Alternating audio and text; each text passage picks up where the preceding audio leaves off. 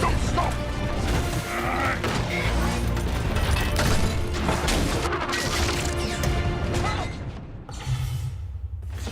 The pie sucks. I hate pie because pie working for the money. Michael Bay's, this digital masterpieces, that's hard to do. And so people may laugh or love it. I admire it. He's got that kind of brain that makes it work, and it's inordinately successful.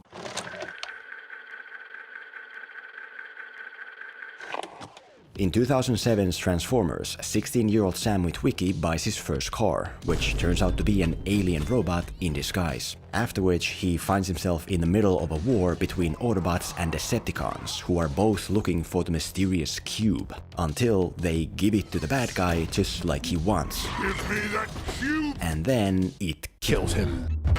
Seriously, it's f***ing stupid. But then again, at this point this movie has already been negatively criticized to death, so there's not much value there left to be found anymore. Where there is value left to find, however, is on the opposite side. The positive aspects of Transformers and the infamous filmmaker behind it, Michael Bay. What? Because the thing is, all that this movie set out to achieve, it did with flying colors. It took a toy brand and turned it into a $700 million start of a franchise that kept growing and growing until it eventually popped. And considering that most franchise starters nowadays aren't able to even start a franchise, Who did that? that's pretty good. And it's mostly thanks to the man behind the machines. A man whose movies the internet loves to talk about, including this channel, both in a good and the bad. A man whose very distinctive filmmaking methods have made him one of the most successful filmmakers in history. I cannot believe you're actually doing this. Michael Bay and all his movies suck balls. It's a fact. And you're trying to argue against a fact. You truly are an idiot. Like I said last time, you'll see. And I don't need your side commentary, by the way, so you're muted. See you at the end of the video where you can admit that I convinced you. Wait, no, you won't convince... See, the things we like to criticize Michael Bay for and laugh at his movies for, a lot of those things are actually reasons why we like him and his movies, why we love to talk about them. When we say that Michael Bay plays in a familiar world filled with products Starring Burger King, eBay, Cadillac, GMC, The Strokes. That's the reason why his unfamiliar concepts are easy to get into. When we say that Michael Bay's characters are extreme caricatures, This stuttering teenager. that's the reason why those characters and their scenes are entertaining. When we say that Michael Bay goes over the top with everything he does, Robot fights that erupt around random hot girls. that's the reason why we keep watching. This might seem like a sarcastic joke, but I promise it's not. Okay. And to prove that, today, let's look at Michael Bay's first Transformers movie to see what made it and the man himself so damn successful. It's a timely topic since Transformers 1 is in theaters, and also because I've been hired to do this by a mysterious benefactor. A benefactor who, well, I'll tell you later in the video. Ladies and gentlemen, Michael Bay's Transformers 1.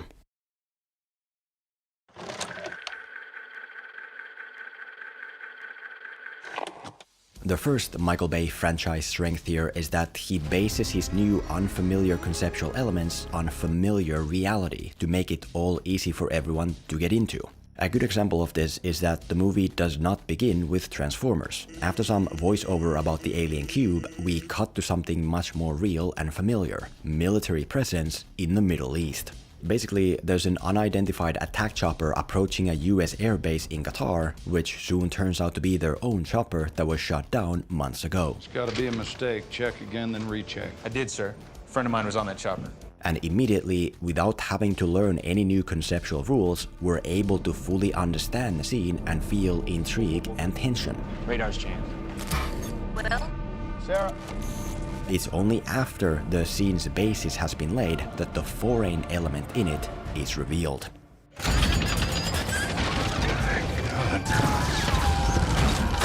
Yeah, the ultimate point of the scene is that an alien robot attacks the base to kill everyone and steal confidential files. Now, what is the robot and what files is it stealing? I have no clue, but that's not an issue because it's not the way into the scene. This is a US military base in the Middle East that gets attacked for data, so whatever the data is must be meaningful. The fact that it's a giant robot doing the attacking and killing is secondary.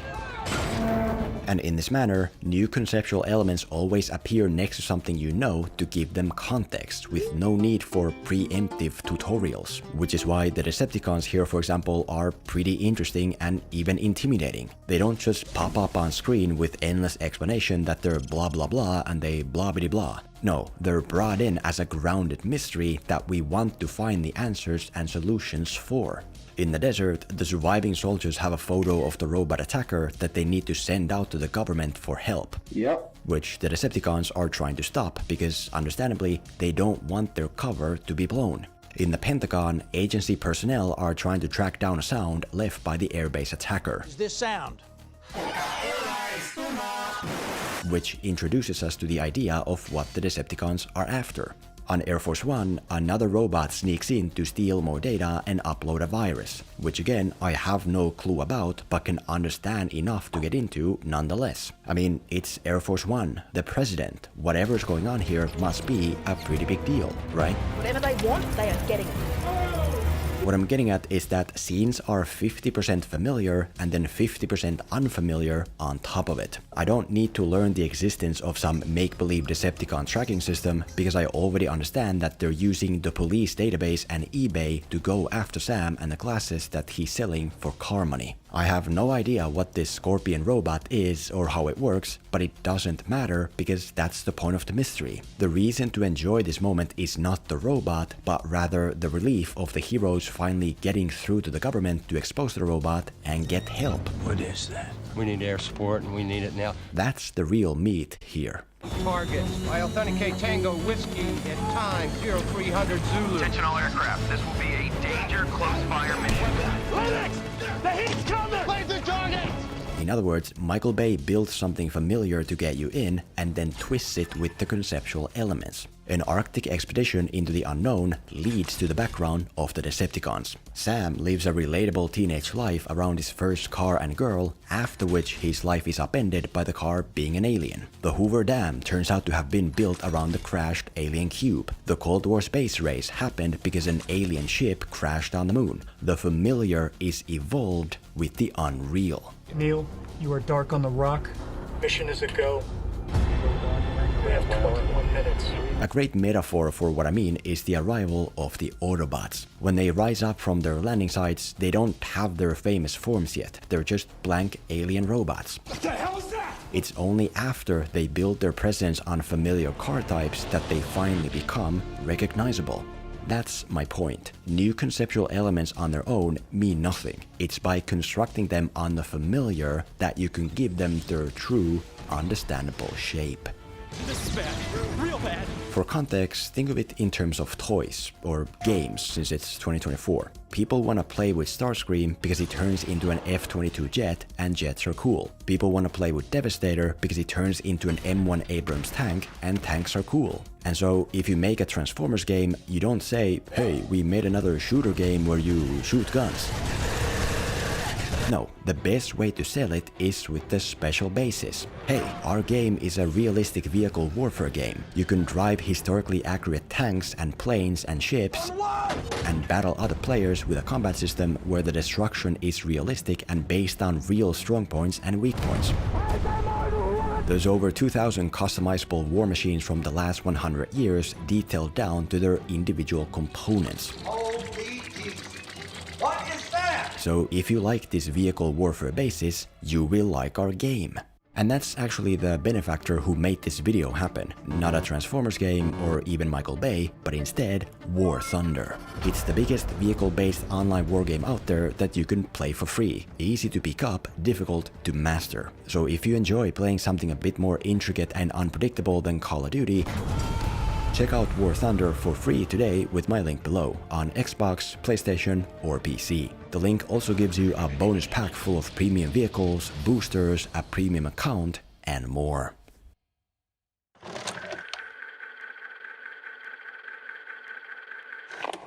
Another Michael Bay franchise strength here is that he plays in a very extreme world of very colorful characters to make the world entertaining for everyone watching. One side of this is that many characters are super simplified and exaggerated. When Sam goes to buy a car, the salesman is an obnoxious loudmouth who could have his own Netflix comedy special that would offend half of Twitter. Dad, if I had a rock, I'll bust your head, bitch. Say, man, she deaf, you know? When Sam spends time at home, his parents are quite the personalities. Either they have no filter, Were you masturbating? or they're very dedicated to their ways. Tiny moments that help us understand who the parents are and why we should enjoy spending time with them. You are so cheap. That's his first car. Supposed to be like that. When the soldiers are introduced, it gets pretty damn stereotypical. Plate of mama's alligators etouffee. Which honestly isn't very good character writing or anything to aspire for. But the point is that even smaller characters are made into something simple that audiences all over the world can get and be entertained by. And that's always better than a very confusingly detailed character who's boring. Nobody wants to see a scene where a car salesman just sells a car. Another side of this is that many characters are injected with irony to give them layers in a short time. Decepticons are introduced posing as police, which is cleverly ironic as well as powerful because police is supposed to protect and serve, not punish and enslave. It makes us feel like nothing and nowhere is safe.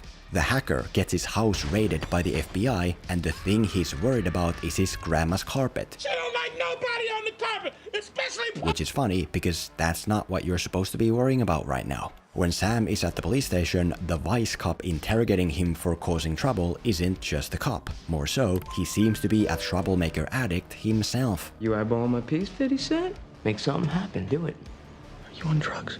Once again, Michael Bay can often go too far with this, because sometimes his characters act so out of place with the tone that both the characters and the tone lose all credibility. But the point is that irony generates interesting entertainment. Agent Simmons is the head of a super secret government organization, yet he acts like a child. The irony of how this character behaves, contrasted against how he's supposed to behave, is what makes him and his scenes entertaining. Maybe not Oscar-worthy, but entertaining. And often, characters who are more than meets the eye offer more built-in entertainment than characters who come as they are. Another and the most important side is that characters as a whole are very extreme versions of themselves. When Sam drives to the lake and gets confronted by the bully, his friend suddenly starts climbing a tree. Why? I don't know, but it gives the scene more to focus on than just the one thing. When Michaela takes a look at Sam's car to reveal her mechanical skills, it's so overly sexualized that it gets ridiculous. But every teenage boy in the audience is fully into the scene right now. When the small robot sneaks onto Air Force One to steal data, for some weird unexplained reason it acts like it's juiced up on caffeine. But that's what makes it more than just an evil robot doing evil robot stuff. At least there's some sense of personality there to find entertainment in. The point is that unnecessary extremity can lead to extra value. Sam's grandpa doesn't have to be a famous explorer, but because he is, it gives Sam's journey that much more memorable oomph. No sacrifice, no victory! Sam doesn't have to be so overly animate in his quirky wit, but because he is, it makes him who he is. My car's been stolen! I'm in pursuit, right? I need all units! The whole squad! Because as much as we like to laugh at these characters and make funny videos roasting them, the truth is that we like them. We like to watch them. At least these colorful Michael Bay characters are entertaining and recognizable enough to make videos about. And for a movie looking to start a global franchise, that alone is already better than bland, boring characters that nobody wants to even talk about. Who the f*** is that guy? Who the f*** is that?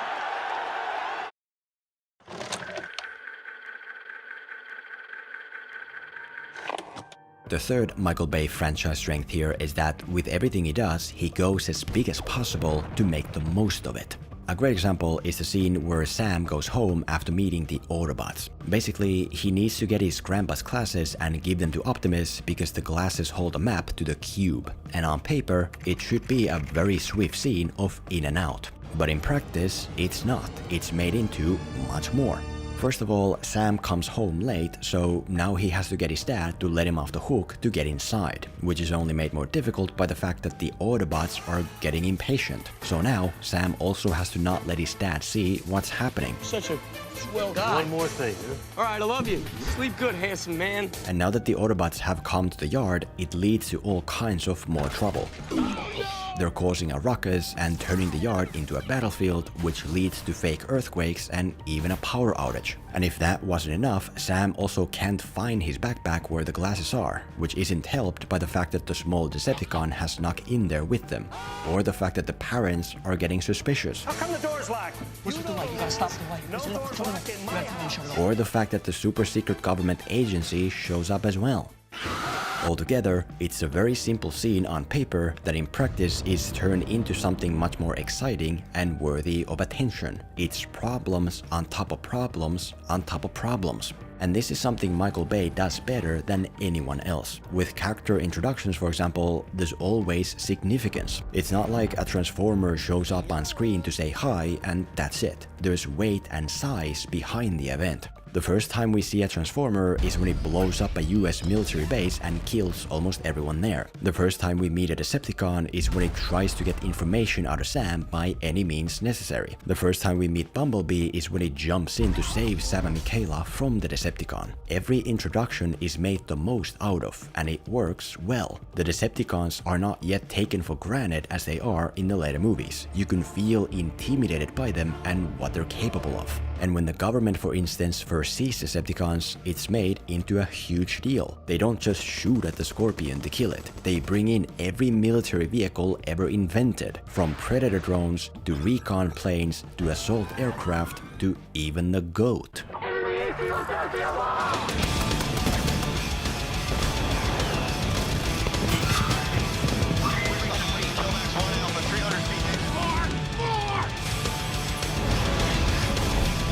Which makes the Scorpion and thus the Decepticons seem like really tough opponents. No freaking way that thing's still not down. The point is that every idea for a scene has two routes, a self-evident vanilla execution and a more exciting, further pushing execution. And by playing the pieces right, even the simplest idea can amount to a lot. When Sam's grandpa finds Megatron, he doesn't just find Megatron. He gets stuck on ice with his crew and falls down into a frozen cavern to make the discovery. When the FBI raids the hacker's home, they don't just step in to make an arrest. It's handled with so much chaos that it's become a meme template that you can find online. I mean, there's an insanely long exposition sequence at the end of the second act where we go to the Hoover Dam. There's talk about how the place was built around the cube, how old the cube is, how Megatron is there, how the cube turns all electronics into Transformers. It goes on and on. He's been in cryostasis since 1935. And yet, despite all the exposition, the sequence never becomes boring, because it's by far the biggest non-action sequence in the movie, a culmination of all the plot lines and characters coming together. It feels very grand and exciting to see these people interact and exist in the same space. And thanks to that, the exposition in comparison feels tiny enough to swallow with ease. Where is Gamora? Yeah, I'll do you one better. Who's Gamora? I'll do you one better. Why is Gamora? As a whole, it can be argued that Michael Bay often goes too far with this, since a lot of his movies can get messy and overlong. But the fact remains that they are very successful. I hate fight. Big out by working for the money. And so, if you can find a balance with this bigness method and combine it with colorful characters as well as a familiar foundation for unfamiliar elements, you could achieve the same. Your movie could be a successful launch of a franchise that audiences want to come back to, unlike so many others. Okay, you are now unmuted. Say what you want to say. I don't care. Huh? Speak up. I don't care. I don't even understand why we're talking about this. Michael Bay sucks. Alright, hold on. Go ahead. Michael Bay sucks. His movies suck. He's a bad director and he makes bad movies, which are successful. Guys, I think he's gonna continue for a while, so let's just let him. Thanks very much for watching, and for now, check out War Thunder to play the biggest and best vehicle war game for free. I've heard enough crap from all of you. When I come down there and show you what a real star can do, I swoop low with the telephoto. No Bruckheimer, I work solo. If there's one thing